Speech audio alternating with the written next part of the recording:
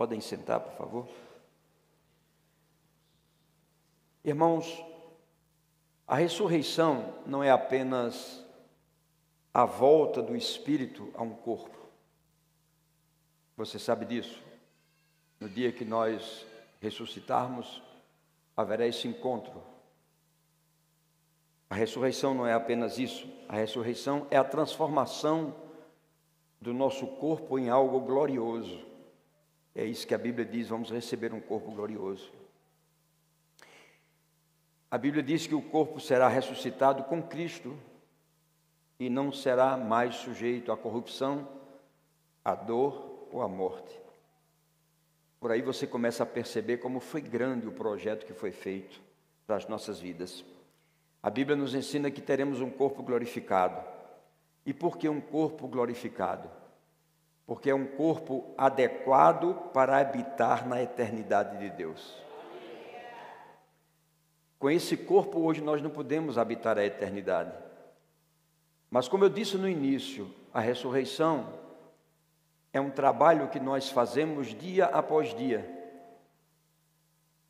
para que essa ressurreição também em nós se complete no último dia. Porque esse corpo glorificado que receberemos, ele será adequado para a eternidade, para lá viver, como hoje Jesus está lá com o corpo glorificado. A revelação profética disso me chama a atenção pelo Espírito.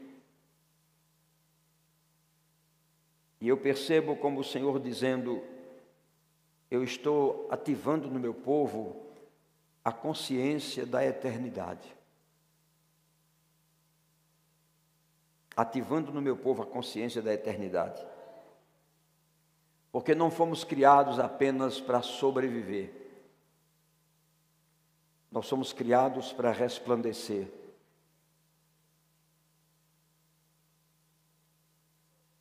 Bendito seja o teu nome, Senhor.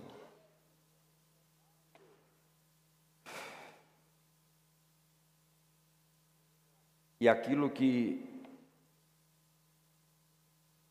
foi semeado em dor, ressuscitará em glória. Uma pergunta, queridos, para nós começarmos. Você vive consciente de que foi criado para a glória de Deus? É uma consciência que nós temos que ter. A consciência de que fomos criados para a glória de Deus. E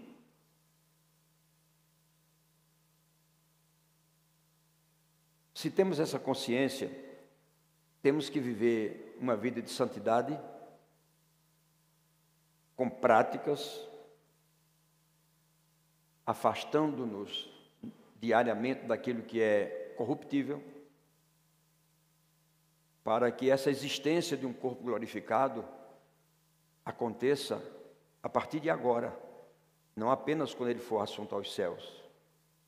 Mas essa consciência de glorificação, ela tem que existir já no hoje, nos nossos dias, no nosso viver diário. Então diga comigo assim, Senhor, eu consagro o meu corpo a Ti, como uma semente, que a minha vida nesta terra te glorifique em cada ação minha, e que eu viva aguardando o corpo que ressuscitará em glória. Amém. A ressurreição de Jesus Cristo, irmão, não foi apenas um evento histórico.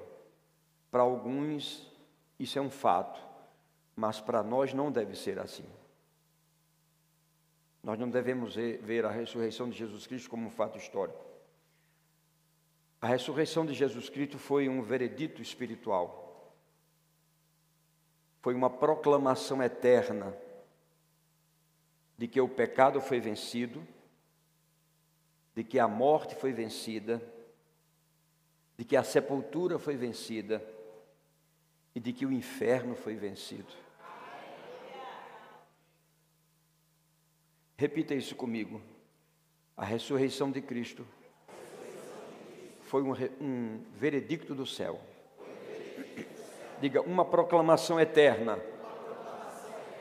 que nos mostra que o pecado foi vencido, que a morte foi vencida, que a sepultura foi vencida e de que o inferno foi vencido. Você entende a grandeza da ressurreição? Irmãos, tudo aquilo que ameaçava permanentemente a eternidade do homem, Jesus venceu.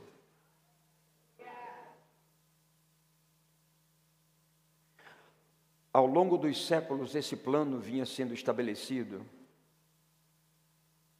Jesus não tinha ainda se manifestado. E os planos contrários às agendas escusas, promovidas em trevas, estavam sendo compiladas no intuito de ameaçar a eternidade do homem. E principalmente pelo inferno saber que a eternidade está no coração do homem. Por isso mesmo, o inferno desejou sempre tirar essa consciência dessa eternidade que já temos, para que, perdendo-a, nos perdêssemos. A Bíblia diz em Romanos capítulo 6, assim como Cristo foi ressuscitado dentre os mortos, pela glória do Pai, assim andemos nós também em novidade de vida. Ressurreição não é uma coisa para nós comemorarmos de ano em ano. Ressurreição é algo que tem que ser vivido dia após dia da nossa vida. Quantos dias tivermos, nós temos que estar não só apenas comemorando, mas construindo em nós essa ressurreição. Porque vamos precisar disso. Além do mais, a ressurreição de Cristo, ela é o fundamento da nossa esperança. E é por isso que nós podemos nos levantar e declarar sempre com ousadia aquilo que já foi dito pelo profeta: onde está, ó morte, a tua vitória?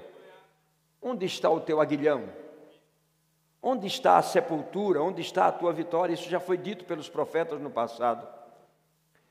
E com essa consciência em nós de uma vida plena em Deus, nós podemos todos os dias nos levantar. Mas muitas vezes, pelos aconselhamentos e pelas conversas que eu tenho com as pessoas, o que eu vejo é o medo da morte. É uma consciência de que a sua vida é tão breve que ela pode chegar a qualquer momento e é como se você não estivesse preparado para isso. Por isso que eu digo que essa consciência precisa ser voltada para nós. Porque está escrito: tragada foi a morte pela vitória. Qual foi essa vitória? A ressurreição dele. Que é a mesma vitória que eu não digo que nós vamos ter, que nós temos que ter a partir de hoje, de agora, todos os dias da nossa vida. Eu tenho que andar na vitória da ressurreição. Eu tenho que me ver nesse projeto.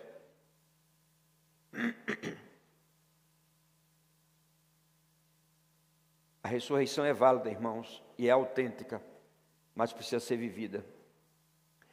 O que a ressurreição significa de fato e de verdade para nós como cristãos hoje? Em primeiro lugar, significa que o preço pelo pecado foi pago completamente. O preço foi pago.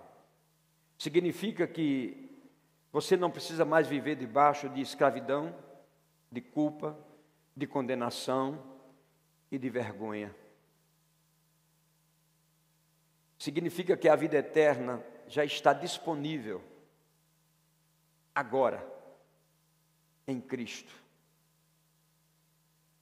Mas pastor, eu não quero morrer agora. Eu não estou falando sobre isso. Eu estou falando que a vida eterna está disponível. É por isso que Paulo disse em um certo lugar em Romanos: aqueles que receberam a abundância da graça e o dom da justiça reinarão em vida. A eternidade pode ser vivida e reinada hoje, agora. Eu posso estar aqui na carne ainda incorruptível, mas vivendo como se o processo para a minha ressurreição e a eternidade que eu vou viver, já posso vivê-la hoje, reinando em vida aqui.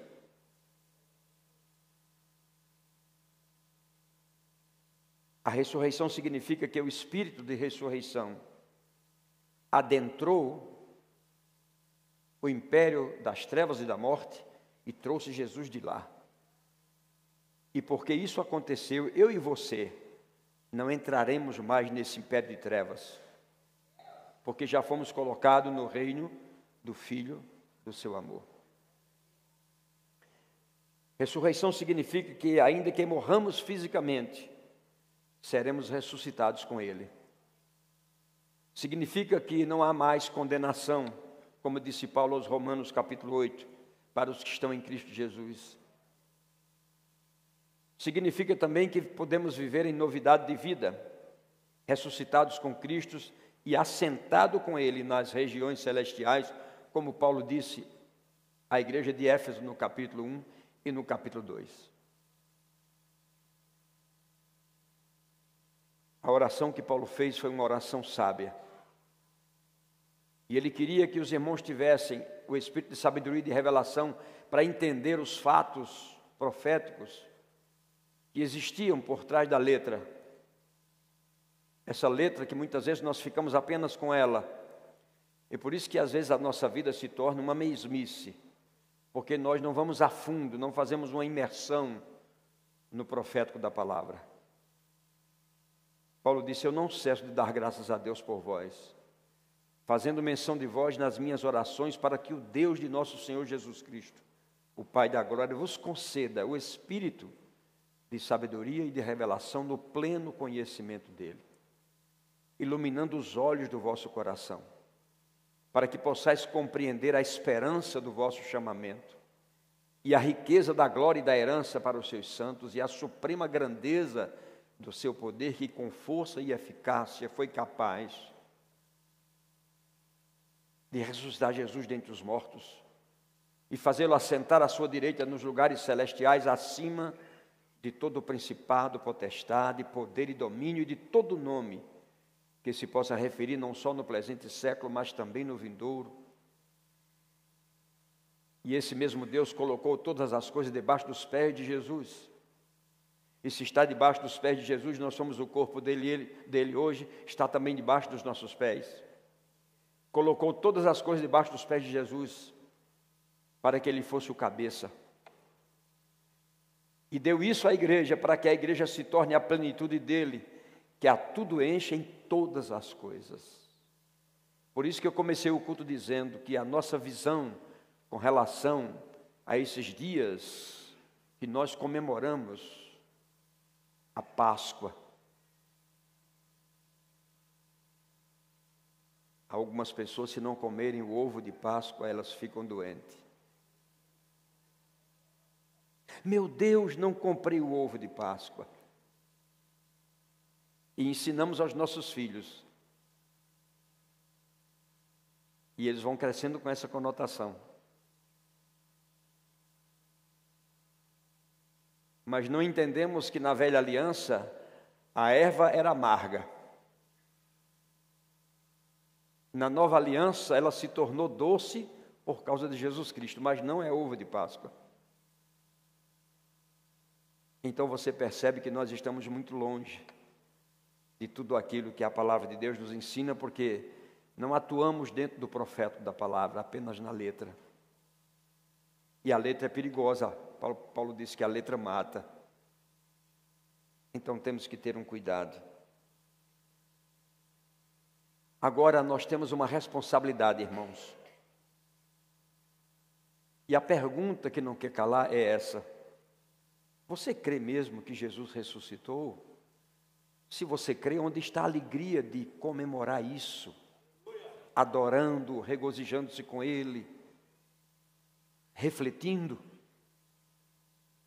introjetando-se um pouco dentro de você para pensar e começar a agir dentro disso.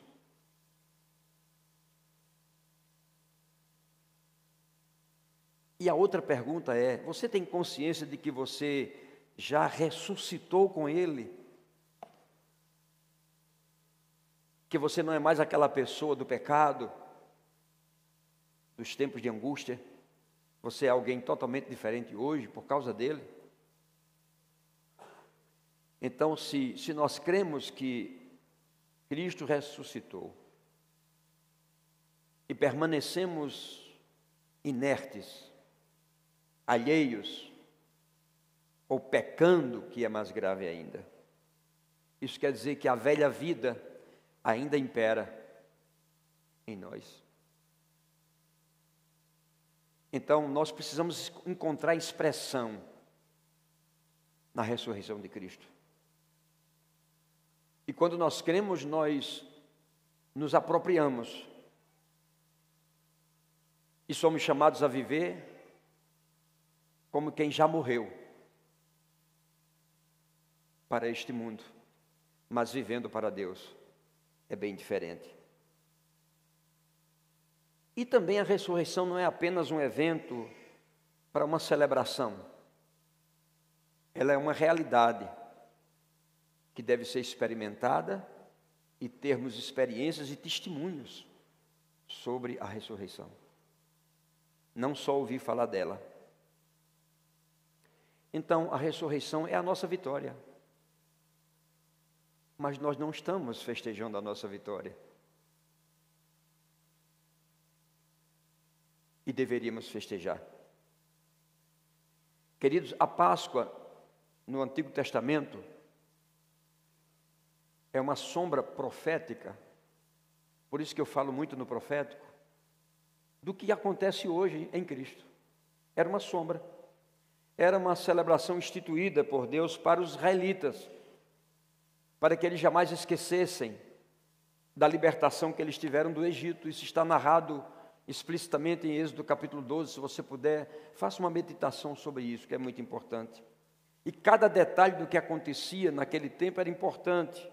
O cordeiro, os pães asmos, o sangue nos umbrais, tudo apontava para um futuro cumprimento que nós já conhecemos em Cristo. Lá atrás era apenas sombra, mas hoje não é mais sombra. Hoje é uma realidade que deve ser vivida por mim e por você. E Paulo declara isso. Cristo é a nossa Páscoa. Agora vamos pensar, o que é a Páscoa para nós? É um feriado e a gente vai viajar para tomar banho na praia. Não, eu não estou querendo trazer condenação para você. Eu estou querendo apenas mostrar o que é a realidade da Bíblia. Irmãos, a Páscoa era uma coisa tão profunda que se eles não obedecessem passando sangue nos umbrais, morreriam. E hoje, livres da culpa e da penalidade do pecado, lavados pelo sangue precioso de Jesus Cristo, nós temos liberdade. Mas essa liberdade precisa ser comemorada com adoração, com louvor, com oração, com contrição, reflexão. Eu fico imaginando as próximas gerações, se nós hoje, os cristãos de hoje, não tiverem o cuidado de colocar essa plataforma que nos foi dada em evidência. Como serão os dias futuros? O irmão Hegel já dizia que tem coisas na Bíblia que se você não colocar em prática, as pessoas vão esquecendo. Nós já esquecemos das vigílias.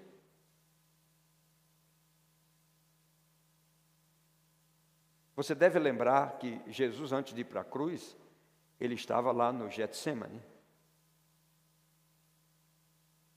Porque ele sabia da profundidade daquilo que iria acontecer. E lá estava, em oração. E muitos não puderam vigiar com ele. Se nós fôssemos ler o Salmo Profético 22, nós iríamos ver o processo da morte e os fatos oriundos do embate no mundo espiritual que Jesus passou. Irmão, o mesmo embate, não obstante termos a vida eterna, a redenção, porque fomos substitutos pelo processo que Jesus fez. Mas eu vou te dizer uma coisa: o diabo ainda tem uma influência tremenda, e ele tem planos, e ele vive arquitetando. Você deve lembrar que eu ministrei aqui, mesmo sendo um texto da velha aliança, quando Jó, naquele embate, a Bíblia diz que o diabo disse assim: mas também você o cercou ele pessoalmente, cercou a família dele, cercou os bens, né? Como pode ser atingido? Irmãos, a nossa vida diária, envolvidos no processo da ressurreição, é exatamente uma proteção para as nossas vidas.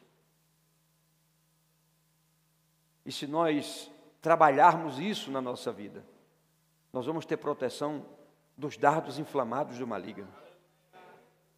Mas precisamos abrir a nossa mente, a nossa consciência, de que é preciso fazer um trabalho diário sobre isso. Você não pode ficar aquém, nem à parte. Você precisa estar na igreja. A Bíblia diz que não pode deixar de congregar, como é o costume de muitos. Porque quando você deixa de congregar, quando você deixa de vir à igreja, você deixa de ouvir a palavra, você deixa de ser alimentado e você vai esfriando, esfriando. E você perde o primeiro amor. Isso é desgastante para a sua vida. E passamos a ser uma presa fácil, porque ficamos sem cobertura nenhuma. E é perigoso. Então Paulo disse: Cristo é a nossa Páscoa. Há tantos simbolismos, e eu não posso adentrar neles porque não temos tempo, mas a Bíblia diz que o cordeiro foi separado no 10º dia, imolado no 14º. Isso tem uma conotação profética tão extraordinária, mas não há tempo agora para conversarmos sobre isso. A Bíblia diz que nenhum osso foi quebrado, ele foi preservado, não é? Seu sangue se tornou hoje o selo da nossa redenção. Temos proteção eterna. A Páscoa deve ser um cumprimento em Cristo, não apenas um lazer que nós fazemos.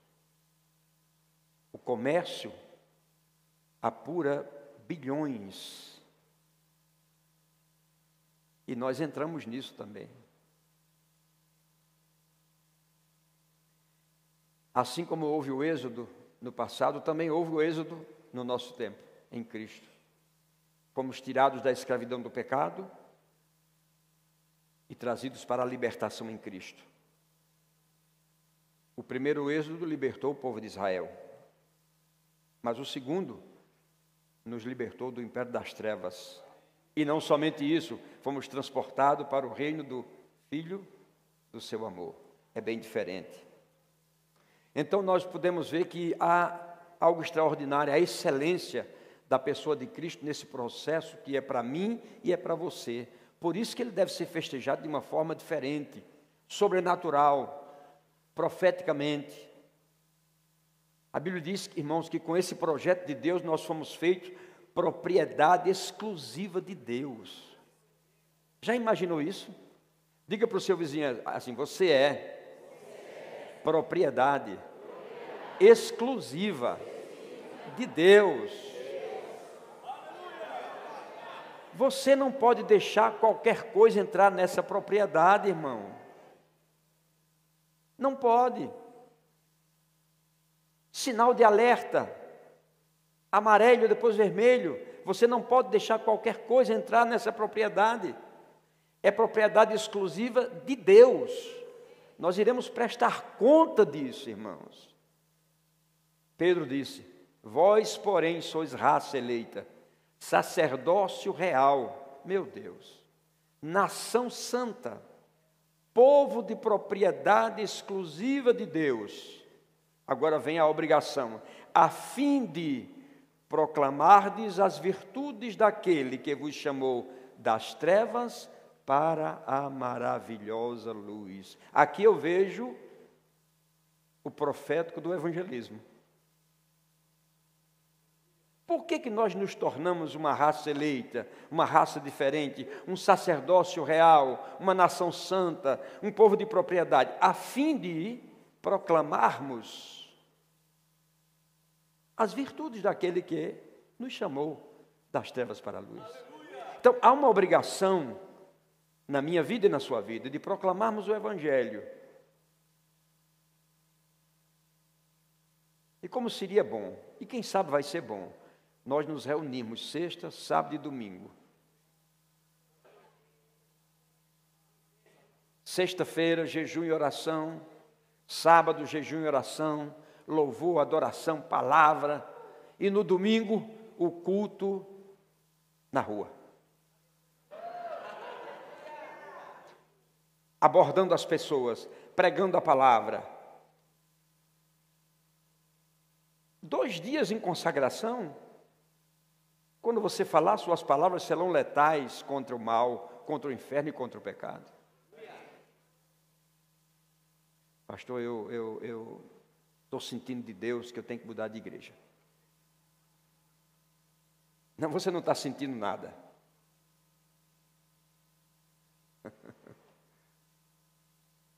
Meu Deus.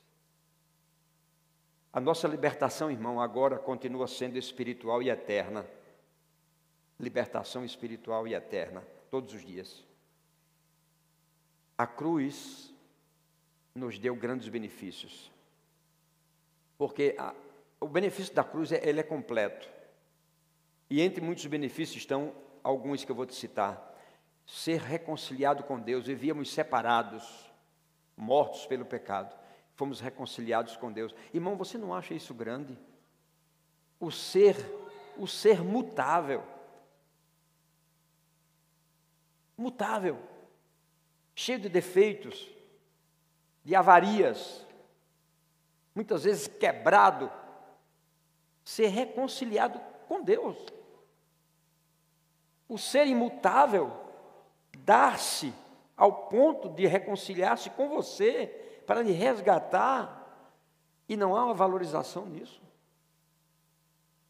Por favor, não fique quieto, diga glória a Deus. Eu não estou te condenando, eu estou te abençoando.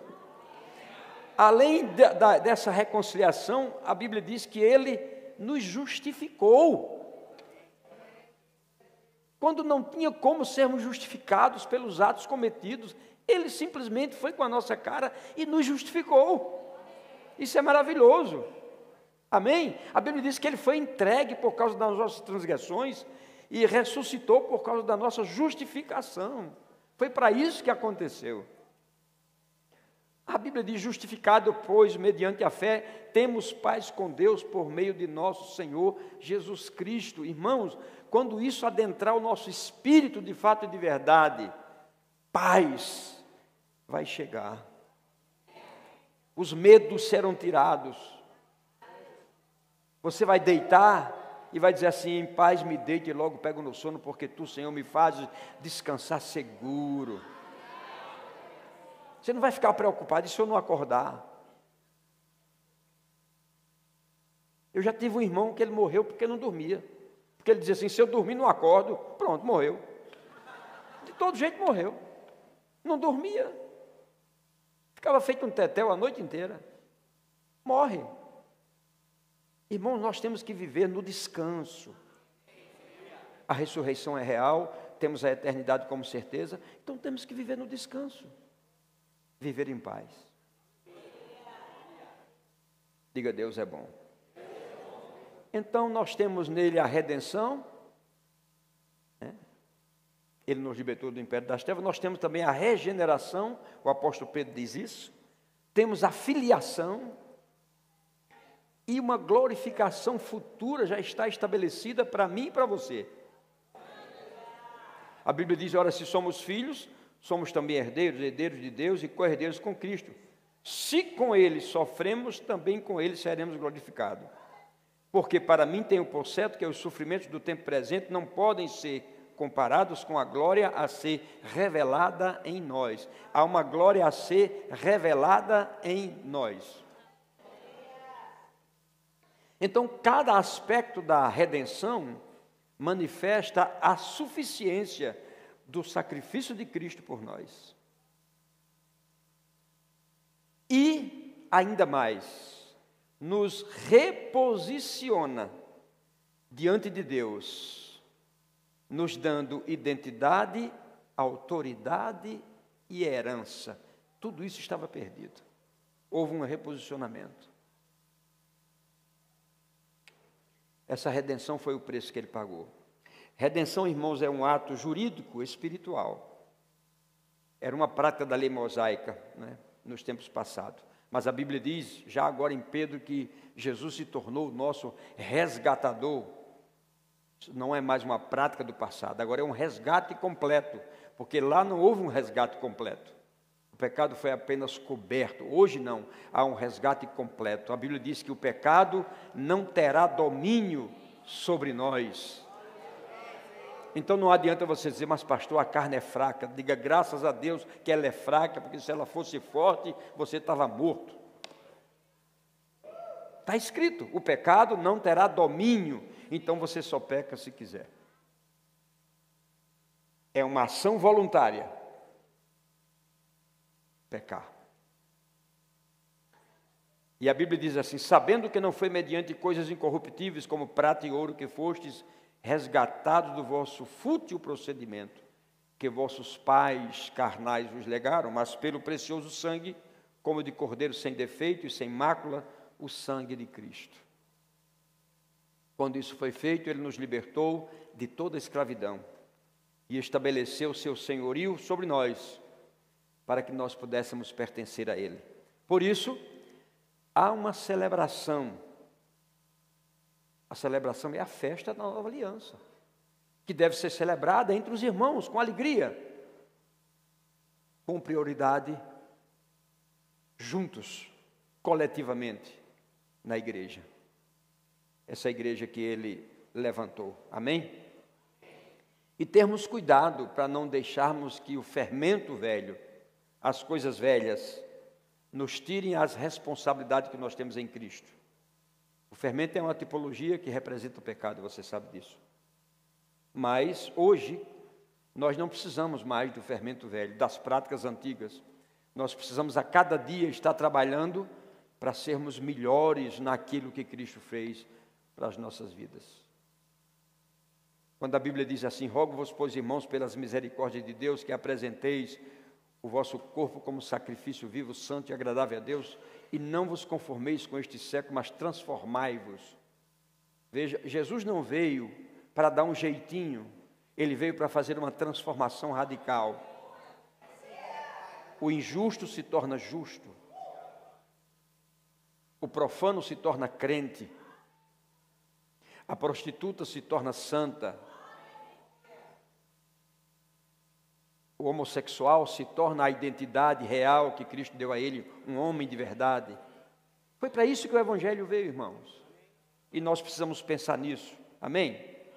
Paulo ensina que a igreja, ela é uma universidade também, onde a gente junto pode trabalhar e começar a deixar as mazelas do passado juntos.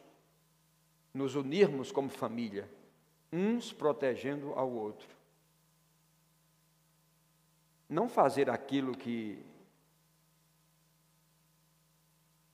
Deus, quando procurou Caim,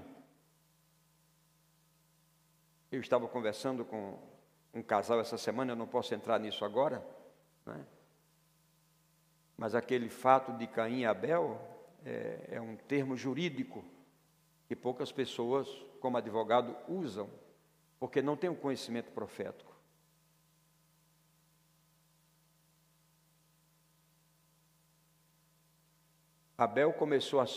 Caim começou a se justificar diante de Deus, porque em primeiro lugar ele não teve uma testemunha ocular do seu crime. E não tendo uma testemunha ocular, também não tinha uma testemunha pericial. Então ele ficou quieto, como se nada tivesse acontecido. Mas Deus veio e Deus mostrou algo que eu vou dizer para você agora. Prepare os seus ouvidos. Eu não vou pregar sobre isso agora. Eu não estou pronto ainda. Mas o Senhor disse assim, Caim, o que foi que você fez com seu irmão?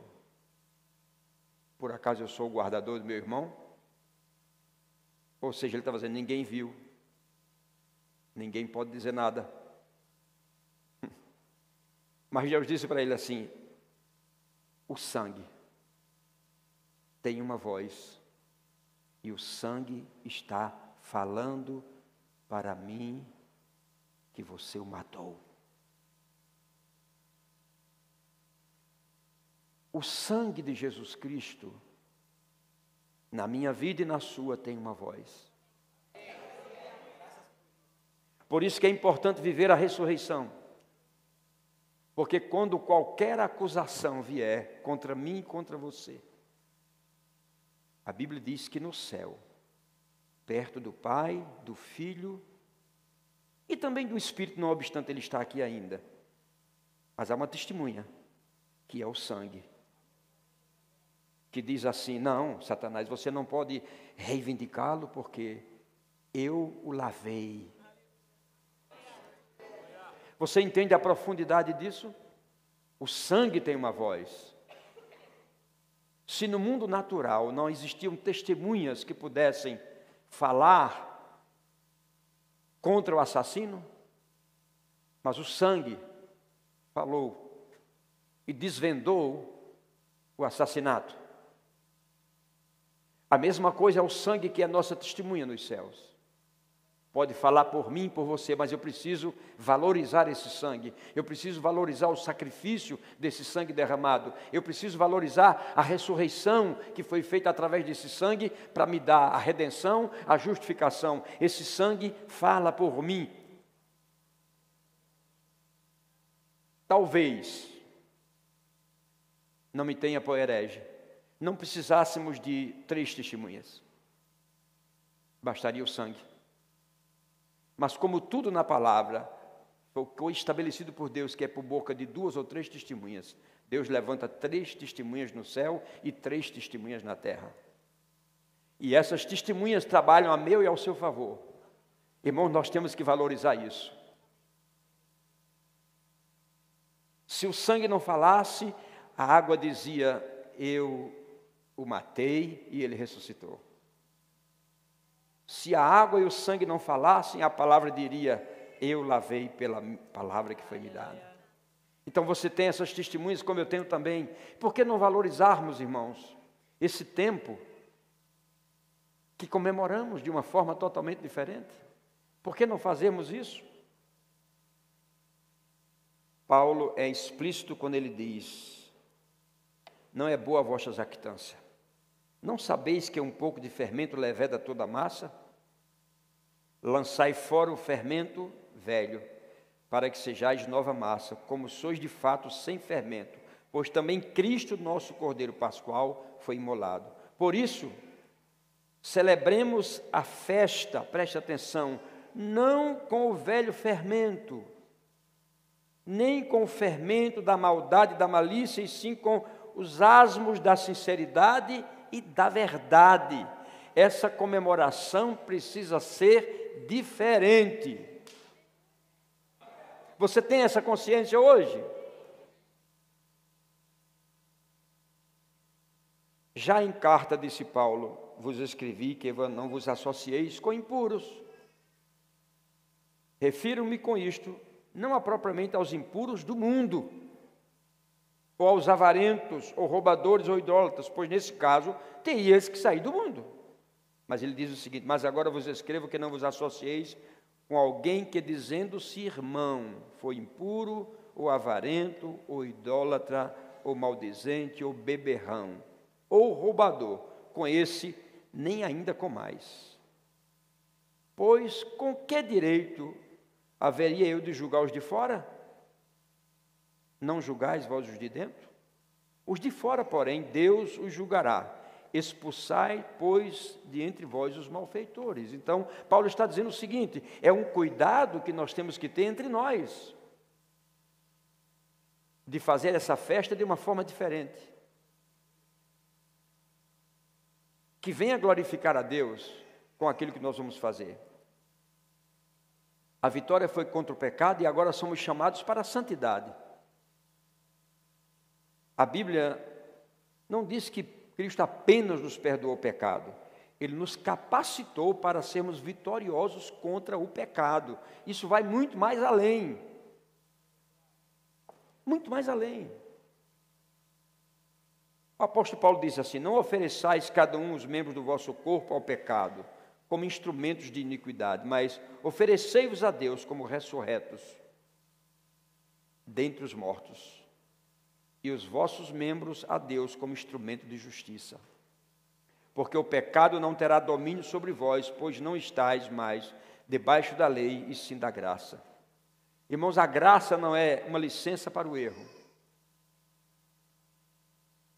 A graça é o poder para viver uma vida de santidade.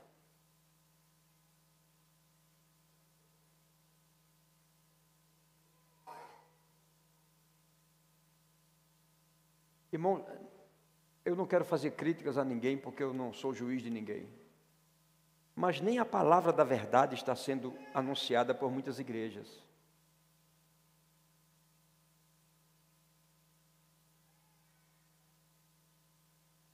É somente eu quero. E uma vida de integridade com Deus não existindo. Está escrito também que, por quanto a graça de Deus se manifestou Salvador a todos os homens, educando-nos para que, regeneradas a impiedade e as paixões mundanas, vivamos no presente século sensata, justa e piedosamente, aguardando a bendita esperança e a manifestação da glória do nosso Deus e Salvador Jesus Cristo, o qual, a si mesmo se deu por nós, a fim de remir-nos de toda iniquidade e purificar para si mesmo um povo exclusivamente seu, zeloso de boas obras. Irmãos, tudo isso é escrito para nós. Então, de fato, o pecado não deve reinar em nenhum de nós, nem sobre nós. Por quê? Porque nós não somos mais escravos. Nós cantamos a canção, uma coisa é cantar a canção e a outra coisa é viver aquilo que a canção diz. Eu não sou mais escravo do medo, eu sou filho de Deus. É verdade, mas não podemos viver como escravo, porque como escravo vamos viver no medo. E analise verdadeiramente se os medos não são fruto de algum desvio, de alguma coisa que estamos fazendo que não deveríamos fazer.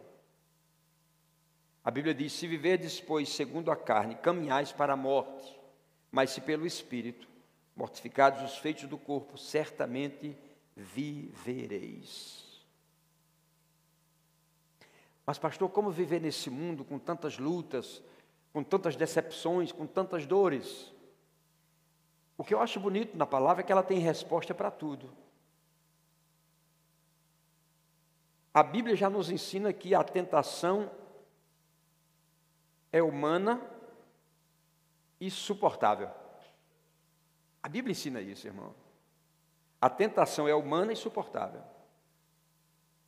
E vou lhe dizer uma coisa: quando você está envolvido com a palavra, toda e qualquer tentação, já existe da parte de Deus um escape para você. É só atentar para isso, buscar isso, e você vai ver que vai ser vitorioso. Olha o que a Bíblia diz: não vos sobreveio tentação que não fosse humana, mas Deus é fiel e não permitirá que sejais tentado além das vossas forças.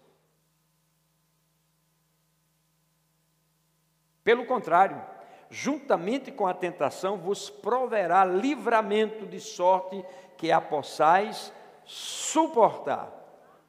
Então você não tem que desmaiar, você não tem que cair prostrado. Não. Está passando uma luta? Glorifique a Deus, o escape está chegando. É a promessa da palavra. A palavra promete isso, então eu tenho que ficar com aquilo que a palavra diz. A Bíblia diz, em palavras que eu não posso citar agora, porque não tem o conjunto da obra, mas a Bíblia afirma que Deus proveu o escape antes da queda. Deus proveu o escape antes da queda. Por que isso? Porque a Bíblia diz assim, porque temos um sumo sacerdote que pode se compadecer de nós, porque ele foi tentado em tudo, mas sem pecado. E hoje ele intercede por nós. Você já pensou nisso? O nosso rei, que morreu por nós, derramou seu sangue, nos lavou, nos purificou, nos redimiu, e hoje ele está no céu, enquanto na Páscoa, que é a celebração da sua ressurreição, você está na piscina tomando banho, ele está no céu intercedendo por você. Pastor, é pecado tomar banho de piscina? Não, quem foi que disse isso? Eu não estou dizendo que é pecado.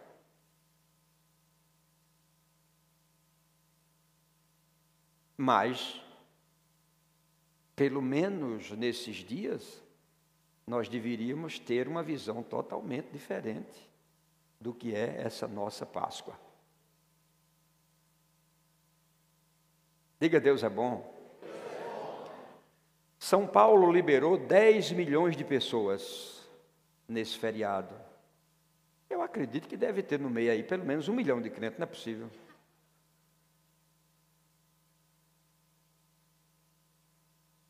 Sem condenação, irmãos. Eu só estou dizendo que seria importante nós estarmos reunidos verdadeiramente nesses dias. Seria diferente, com certeza. Então, por que não temos sumo sacerdote que não possa compadecer-se das nossas fraquezas? Antes foi ele tentado em todas as coisas a nossa semelhança, mas sem pecado.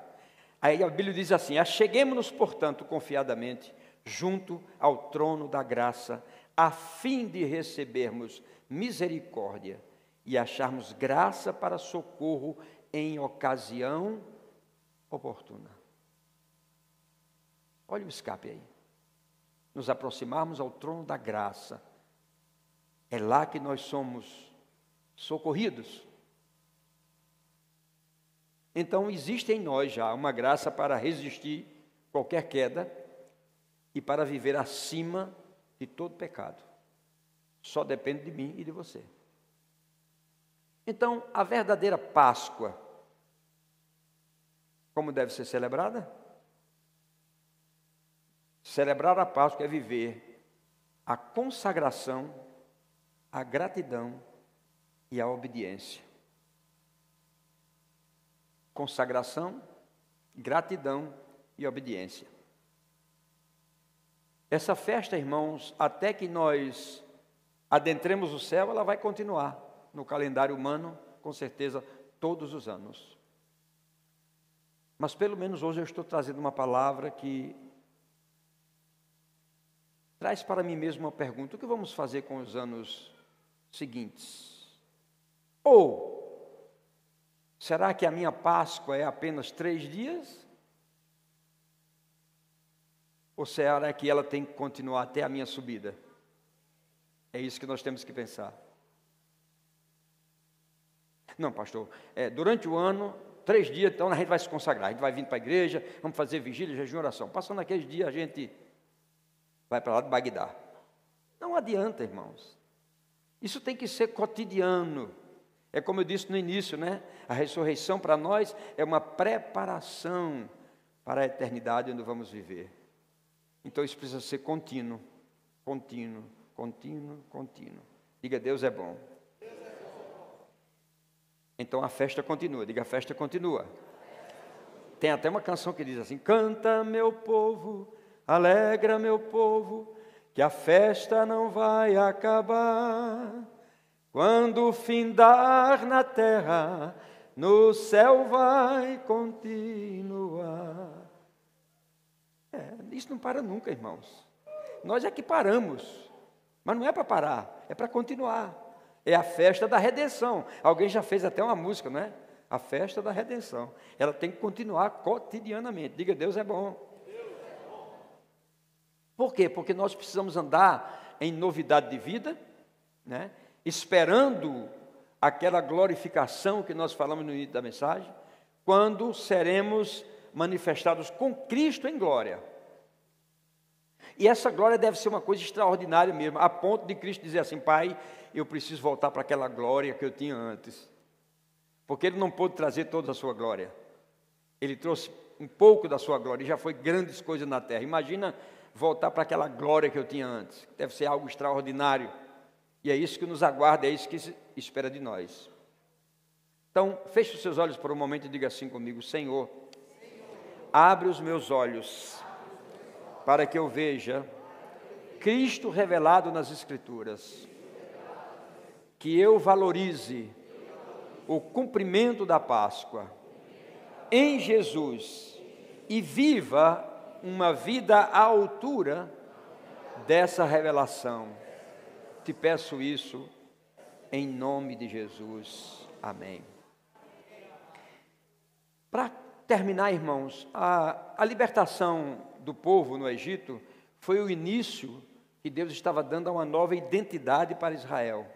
E essa nova identidade nós recebemos também em Cristo, né? Quando fomos livres da culpa e da penalidade do pecado, nós recebemos também uma nova identidade. E essa redenção, como eu disse há pouco, ela nos reposiciona, redefinindo a nossa liga com Deus. Isso é muito importante.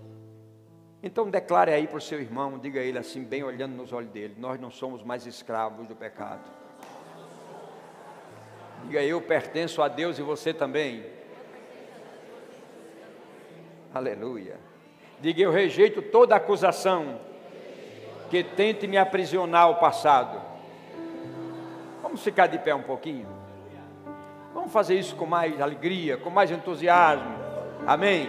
Os meninos estão preparando uma música aqui poderosa. Diga: eu rejeito toda acusação que tente me aprisionar ao passado.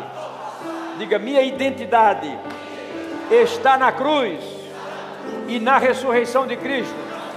Diga: minha identidade está na cruz e na ressurreição de Cristo. Diga: Pai, muito obrigado por me tirar das trevas e me trazer para o reino do Filho do seu amor. Diga: eu sou teu.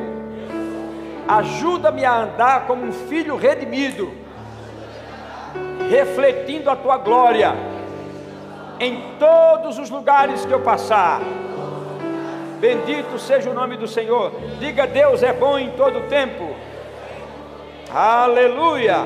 Diga: Deus é bom em todo tempo. Você sabia que Deus é bom em todo tempo? Glória a Deus.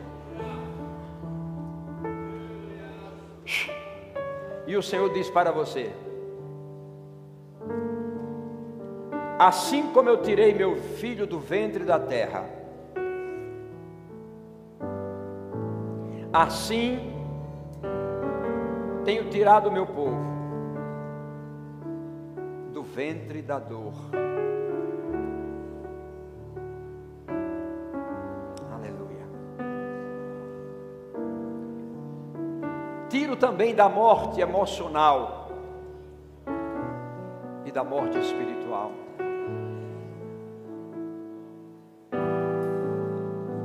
E assim como o túmulo ficou vazio para o meu filho, também ficará vazio para vós outros. Não haverá retenção.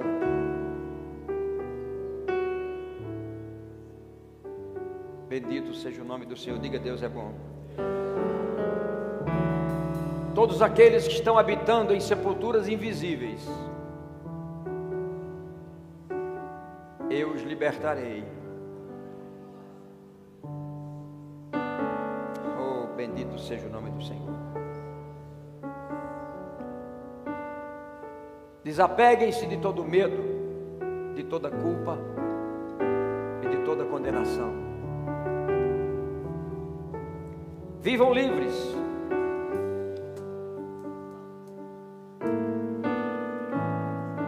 Esse é o tempo de sair da intimidação. Esse é o tempo de sair da intimidação.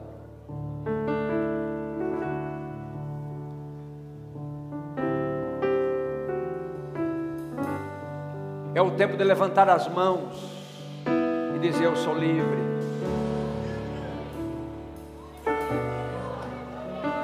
Eu sou livre. Eu sou livre. nenhuma intimidação tocará a minha vida, a minha casa, o meu lar, os meus filhos. Eu sou livre.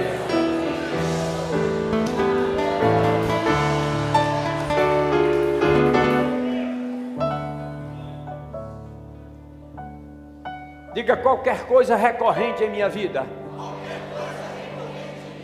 seja na área de finanças, na área da enfermidade, física ou emocional, pelo poder da ressurreição de Jesus Cristo, eu declaro todos os decretos do inferno anulados, porque eu sou livre.